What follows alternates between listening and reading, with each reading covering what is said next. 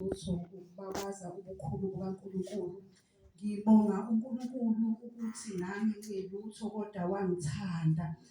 Bazalwane nje emoyeni wami njalo mangicula leli culo bazalwane.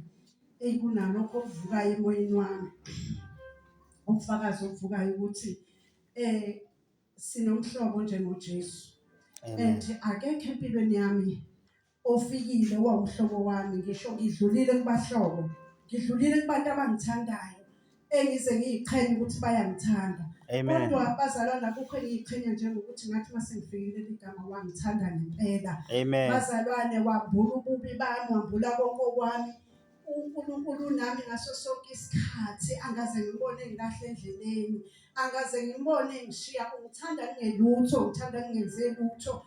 Manje emoyeni wami kunalokho kuyavuka emoyeni wami ukuthi ngathola umhlobo onguJesu ongithandayo. Makuvuka kuze kuvuke leya nkonzo lapha kunkosikazi waseSamaria okwakusemzweni yakhe lapha efika emthonjeni ebonana noJesu, owathi mesuka lapho waphuma ebatshela bonke.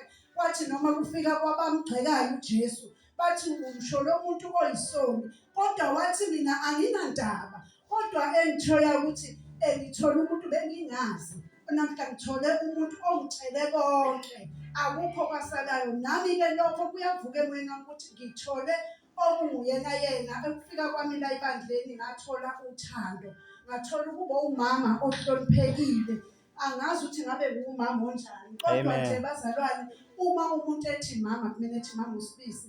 Anokwazi bazalwane ukuthi enkulu kimi ngithi Jesu, angazi ukuthi ngabe ngibizwa kuphi ngendlela okuyiyona owutshela ukuthi uyikho kanti ayikho. Manje bazalwane kuvesane kungikhalisa ukuthi ngempela ngingasuka ngiyephi ngoba ngibonile uJesu engimtholela